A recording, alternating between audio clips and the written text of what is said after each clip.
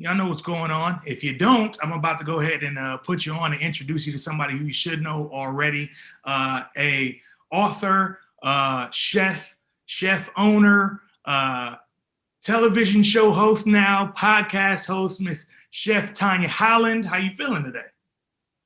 Hey, great to see you, DC. I'm feeling all right. It's always good to see you as well. And I mean, if you guys haven't been up on Chef Tanya, there's been a lot of movement over the years. I remember the first time stepping into your establishment down in West Oakland on Mandela Parkway and enjoying the food down there and having my first taste of apple cider vinegar syrup. Right. And from there, I was watching, what was the show? I was watching Somebody Feed Phil on Netflix. And all of a sudden, who pops up but Chef Tanya? So, I mean, the movement over the years has been spectacular. And over the past few months, you started working with your own network, right? For Chef Tanya's Kitchen Table. Let's talk about that. Right. That's right. Yeah, that was just a dream come true. They decided to do a series featuring Black chefs on the network, and I was called and able to create really the kind of show I wanted to. As far as a cooking show went, to be able to have friends stop by as guests was just perfect because I really love communing over food. You know, I love conversation over food, about food. That's how the podcast came about, and at Tiny's Kitchen Table. And that's just normal. You know, we, especially as Black folks, we have historically sat around the kitchen table and just, conquered the world,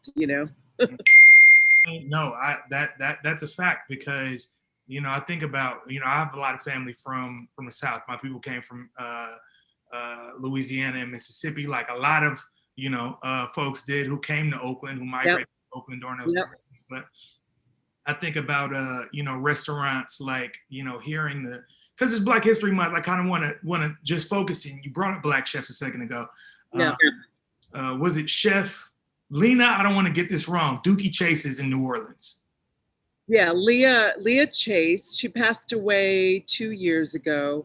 It was her husband's family restaurant, and then she became the chef. And they used to host all the civil rights leaders would go down there, and even past presidents, including Obama, would go down there. I went there when I returned from France after cooking school, and I mean, she was like another grandma. She said to me, "I'm so proud of you. You go and you learn from people and take notes, and you're going to get a lot of criticism in this industry, but you just have to take it and work with it." Just like little nuggets of wisdom, which was just so valuable, that she really just, inspired me. Yeah, that's what I thought about when you said about us as people of color, as Black folks, communing over those tables. It meant so much more than just come and eat. Come and eat a lot of times meant come and let me talk to you. But I also want to make sure that your soul is fed and that you got some sustenance because we got work to do. You probably have to get outside. Exactly. Well, and food, it brings people together. It disarms people, but we've been feeding people our entire existence. It's not, it's not just, for me, it's not just about cooking. It's about the actual feeding of people, whether I cook it or not, taking someone a plate of food. We used to do that after church, take the sick and shut-ins, a plate of food. Almost every relative of mine have, in the past had some kind of history with food. My maternal grandmother used to work for the Louisiana Cooperative Board and deliver healthy recipes to families in needs and showed them how to use inexpensive ingredients to make tasty food. And I had a couple of her sisters, all of her sisters migrated out to California, and 2 landed in Portland, Oregon. 1 stayed, 1 came back down to California. They had a business called Lottie and Susie's Place. And I found the business card at a family reunion a few years ago, and it said, serving chicken dinners, barbecue, and chitlins. And it said always open, which was, I was like, really, always? But the point was, those were the days of the Green Book, and people had very limited choices if they needed to feed themselves and they were traveling and on the road, or no matter what their circumstances were. So I think really like just feeding people is just so part of our, just part of us. So let's get into this in regards to that, and then also bringing in that historical connection, because a lot of my elders over the past few years in the community have started to refer to Black History Month, which is what we're currently in right now, as Black Futures Month. Understanding the history to then understand how to push forward into the future, bring next generations into this in very important ways. And somebody who's been very impactful in this generation and the movement that's been going on is someone who you're going to be speaking to on the podcast, which, by the time you guys see this, is going to be available for you to go ahead and check out. So let's talk about the podcast a bit, and let's talk about Alicia Garza, who's been doing incredible work in terms of spreading the message of what's going on with Black folks today. Yeah, I mean, Alicia is just brilliant, I feel. And, just for, a woman, Black woman, her generation, she's just been so inspiring to me. And I've been listening to her book, and then I have the book that I refer to if I want to go back to some passages, the hard copy.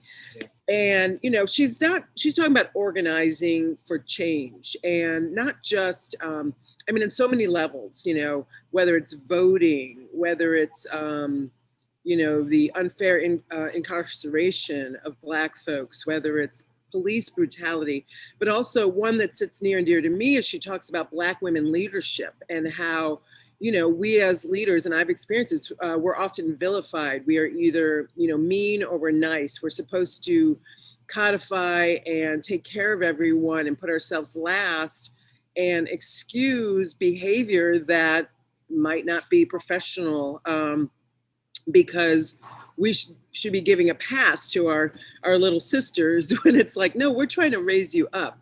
And it was just for me, so affirming to have, another Black woman speak to that, because that's been my experience since I've owned my business. And it's heartbreaking, because you mentioned elders. I always refer to my elders, and, we've got to learn from our past in order to create the future that we want, like you said. And there's a lot to be said for experience, for life experience. So I'm just grateful for her and her voice, that she's still out there. And, I know she's going to continue to be a leader for decades to come. And I'm just happy to support her. For sure. I think going towards the message of what you were saying about women leadership, I think a lot of people are going to want to hear what she has to say, and should want to hear what she has to say, because there's a lot of narratives out there about Black Lives Matter and what that really means, and who she is, and the leadership that she's tried to present. And those lessons of not honoring the women who are operating at the forefront of the movement are ones that we're seeing. We're like now unveiled in Oakland. We're both in Oakland. This week was the Women of the Black Panther Party mural. Yes, the mural, yeah. Which I thought was super important, because it honored the women like Elaine Brown and the different folks who, and Erica Huggins, who was on my podcast as well. I mean, that episode is incredible. I mean, I didn't want it to end. She's just such a wealth of knowledge, so inspiring again too. I mean, jailed in her early 20s with a toddler, and taught herself yoga, and just this really peaceful, grounded, mindful individual. And that's really where we all need to sit. But there's just still so much work to do, as we are quite aware after the incidents of the last few months. It's just been it's interesting.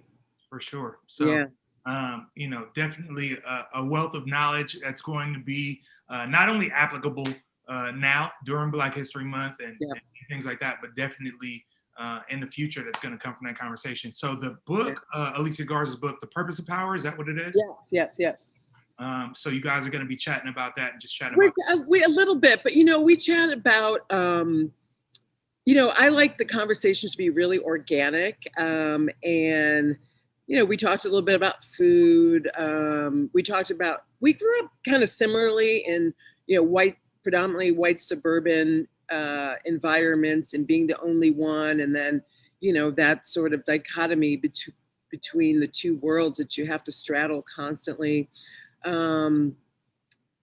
Just people that we're inspired about. I mean, there's so much, and we've just discovered more in common. We have gone on a bike ride together. We're neighbors, so it's just nice for me to find like-minded individuals that I can just learn from as well. Yeah, for sure. I want to ask you a very off-topic question. I feel like it's a fun question. It's a question I like to ask chefs in general. I had a bit of experience. I'm nowhere on the level of you fine folk, but I've had a little bit of experience working in kitchens when I was a younger person. And I like to ask chefs, especially chefs who do really kind of fine a little bit or refine kind of upscale foods and things like that. What's your go-to snack or food option that like somebody would be like, really? I mix it up a lot. I don't know if I have a go-to per se, but I'm really excited about something I might have today. So I was visiting a friend, and she found these canned sardines that are incredible, and she found them at some way out grocery store up north, and that's the only place we can find this brand. And so sardines and crackers with a little bit of Dijon mustard, I'm good. I think people in the year that we're in, 2020, and around these years, especially folks who are younger folks, don't put enough respect on canned meat and fish. Right? Exactly. I mean, my grandfather would go straight for the canned meat and fish, and I remember being a kid. Right? Going, I don't know about that. And then as I got a little bit older, I was like, let me see what he's talking about real quick. And I had to put a little respect on the canned fish. So. Yeah, but it'll get you by, and every now and then, Let's talk about just lastly, give them the information on where they can find the podcast so that people can hear these conversations. And I mean, you've been having conversations with, everybody from, and correct me because it might be off on this, but I want to say you've been talking to Questlove, and you've gotten to talk to Alex Waters over the past year or so. Who are a couple more of the names? Aisha Curry. The beginning of this season was Aisha Curry, Danny Glover, Phil Rosenthal, the host of Somebody Feed Phil, and the producer of Everybody Loves Raymond. Just great people. Who else did I speak to? It's such a blur. And I recorded the last ones early January. Festus Ezeli from the Warriors, who I'm sure who is also very inspiring. He's just so motivated to just do good things and create a legacy. And, it's fun for me to have these conversations because they get to learn things about me that they don't know as well. So, just fun conversation. Cool. And it's on Spotify, and it's on wherever you can find podcasts. I don't know all the channels, but yeah. I'm sure we'll find a way to link it in over at iHeartRadio. So great. We'll work on that. But for now, definitely go check out Chef Tanya's Table over on Spotify and wherever you can podcast at. And I appreciate you spending some time with me on this. Yeah. And tomorrow's episode with Alicia Garza in particular, I really hope everybody enjoys it. Cool. So go ahead and check that out. And if you see this marvelous restaurant behind Tanya, I'm looking forward to being back in it sometime soon. Yeah. All right. Tanya, thank you. Have a great day. Okay, you too. Take care.